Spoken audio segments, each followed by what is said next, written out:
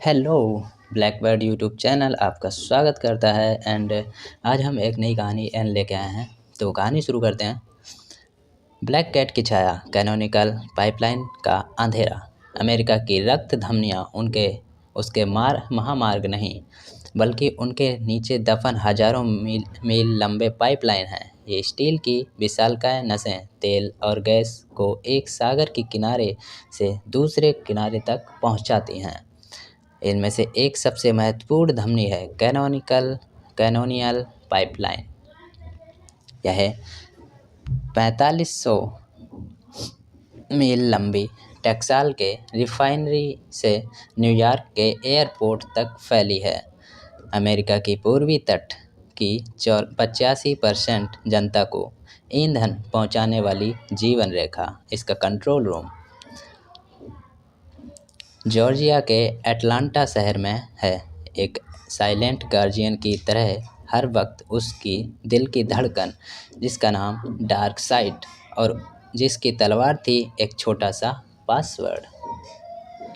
कहानी शुरू होती है एक आम कर्मचारी से। कैनोनियल पाइपलाइन कंपनी के किसी एक कर्मचारी, शायद इंजीनियर, शायद मैनेजर, को एक ईमेल आया। ईमेल बिल्कुल साधारण था। शायद उन्हें कोई बिल का अटैचमेंट था, या कोई ज़रूरी सूचना, या फिर कोई वैध सा दिखने वाला अलर्ट। उसे ईमेल में एक लिंक था। यह एक फ़ाइल थी। एक पल की जल्दबाजी, एक क्षण की लापरवाही, या फिर कोई वैध सा दिखने वाला फ़ाइल।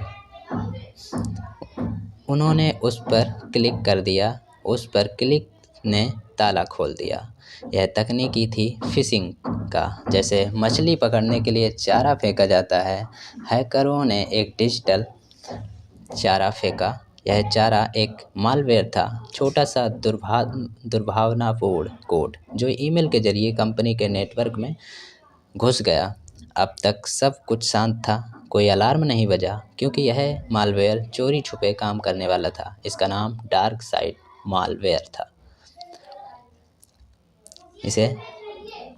यह एक रैनसमवेयर था। यह रैनसमवेयर कंपनी के नेटवर्क में घुसकर चुपचाप फैलने लगा, ठीक वैसे ही जैसे कोई चोर रात के अंधेरे में घर के कमरे का नक्शा बनाता है। और यह हैकर्स के ग्रुप डार्क साइड का बनाया हुआ था। डार्क साइड एक ransomware as a service group था। मतलब वो खुद तो हैकिंग करते थे, लेकिन अपना मालवेयर और तरीके हैकर्स को किराए पर भी देते थे। वो रूस में बैठे थे और उनकी एक अजीब सी नीति थी। वो कभी किसी रूस या उनके पड़ोसी देश के कंपनियों पर हमला नहीं करते थे। शायद यही वजह थी रूसी सरकार उन्हें पकड़ने में कोई खास दिलचस्पी नहीं ले रही थी। कई दिनों तक वायरस कैनोनियल पाइपलाइंस के सिस्टम में छुपा रहा। इतने सारे महत्वपूर्ण डेटा को छीन लिया। बिलिंग की फाइलें, ग्राहकों की जानकारी, सबसे खतरनाक ऑपरेशन टेक्नोलॉजी ओटी सिस्टम पर तक पहुंचने का रास्ता। ओटी सिस्टम वो कंप्यूटर है जो असल दुनिया को कंट्रोल करता है। बल्ब खोलना, बंद करना, प्रेशर चेक करना, पंप चलाना। ये सिस्टम आमतौर पर इंटरनेट से कटे हुए होते हैं ताकि बाहरी हमला ना कर सकें। लेकिन डार्क साइड के हैकर्स ने आईटी सिस्टम जो इंटरनेट से जुड़ा था के जरिए ओटी सिस्टम तक पहुंचने का रास्ता ढूंढ निकाला। 7 मई 2021 की शाम डार्क साइड के हैकर्स ने अपने कीबोर्ड पर एक कमांड टाइप की। यह कमांड थी एन्क्रिप्शन की। एक पल में कैनोनियल पाइपलाइन के हजारों कंप्यूटर और सर्वर पर मौजूद डेटा एक जंग लगे ताले में बदल गया। सारी फाइलें, डॉक्यूमेंट, डेटाबेस, सब की एक्सटेंशन बदलकर डार्क साइड हो गई। ये फाइलें अब पढ़ी नहीं जा सकती थी। कंपनी अचानक अंधी और बहरी हो गई। उनके पास ग्राहकों के बिल बनाने का डेटा नहीं था, सप्लाई चेन का हिसाब नहीं था। लेकिन सबसे बड़ा खतरा तब आया जब हैकर्स ने ओटी सिस्टम तक पहुंचकर हासिल करने की कोशिश की। कंपनी के सुरक्षा अधिकारियों की नज़र यह एक बड़ा अलर्ट था। हैकर्स वाल्व खोल देते, प्रेशर बढ़ा देते तो भयानक विस्फोट हो सकता था। लाखों गैलन ज्वलनशील ईंधन के साथ खिलवाड़ जानलेवा था। उस वक्त कंपनी के सामने एक विकल्प बचा था, सब कुछ बंद कर दो। एक बटन दबाया, कॉलोनियल पाइपलाइन की पूरी सिस्टम, जो विशालकाय पंप, वो दौड़ती हुई पेट्रोल डीजल की नदियाँ सब रुक गईं। ठहराव इतना अचानक था जैसे किसी इंसान का दिल रुक गया हो। यह दुनिया की सबसे बड़ी पाइपलाइनों में से एक का जानबूझकर किया गया सबसे बड़ा बंद था। अगले ही दिन 7 मई से प्रभाव दिखने लगे। पाइपलाइन बंद होने का मतलब था रिफाइनरियों में ईंधन की सप्लाई बंद, पेट्रोल पंपों पे टैंकर नहीं आ रहे। Atlanta, Charlotte, Washington DC, New York जैसे शहरों में पेट्रोल पंप सूखने लगे। लोगों ने अफवाह फैलाई, तेल खत्म हो रहा है, किल्लत होने लगी। उन्हें नहीं पता चला कि पाइपलाइन सिर्फ 5-6 दिन के लिए बंद हुई है, लेकिन उनके मन में डर बैठ गया था। पैनिक बाइंग शुरू हो गई। लोग अपनी कारें लेकर पेट्रोल पंप पर पहुंच गए। लाइनें इतनी लंबी हो गईं कि कई मील तक फैल गईं। लोग पेट्रोल भरने के लिए प्लास्टिक के बड़े बड़े ड्रम लेकर आए। कहीं कहीं झगड़े भी हुए। टीवी और अखबारों का हेडलाइंस चिल्ला रही थीं, अमेरिका की ऊर्जा धमनी काट दी गई है।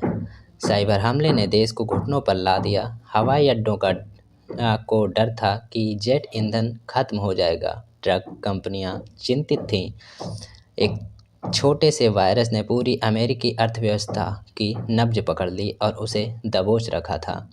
व्हाइट हाउस में राष्ट्रपति जो बाइडेन को इमरजेंसी मीटिंग बुलानी पड़ी। FBI, CIA, साइबर सिक्योरिटी एजेंसियां सब जुट गईं। यह सवाल यह था, हमला किसने किया? क्या यह कोई दुश्मन देश है? रूस, चीन, ईरान? पूरे देश की नज़रें साइबर स्पेस के उस अदृश्य युद्ध क्षेत्र पर टिकी थीं जहां से यह हमला हुआ था।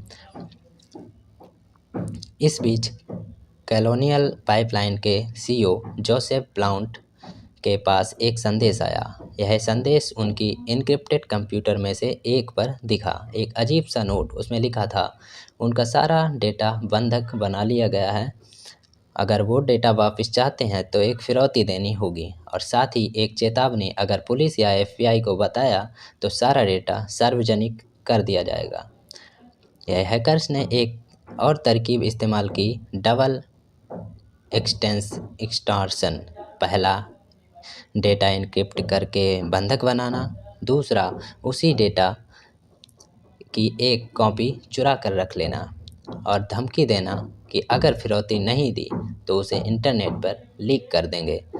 कॉलोनियल पाइपलाइंस के ग्राहकों का personal data, credit card number सब लीक हो सकते थे। हैकर्स ने फिरौती के समय 75 बिटकॉइन, उस समय के लगभग 44 lakh bitcoin, 44 lakh dollar. Bitcoin इसलिए क्योंकि यह एक क्रिप्टो करेंसी है जिसका पता लगाना मुश्किल है, लेन देन गुमनाम रहता है। इसका नहीं पता चलता किसने पेमेंट किया। ये बैंक की तरह नहीं होता है।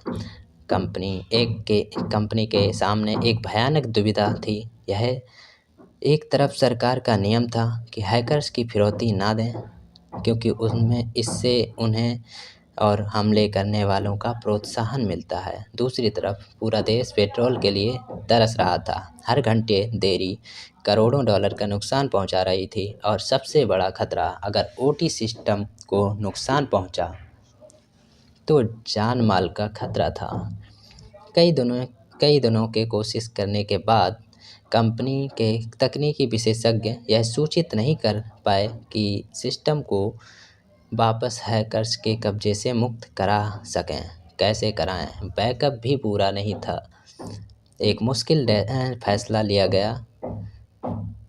75 बिटकॉइन फिरौती के तौर पे डार्क साइड के डिजिटल वॉलेट में ट्रांसफ़र कर दिए गए।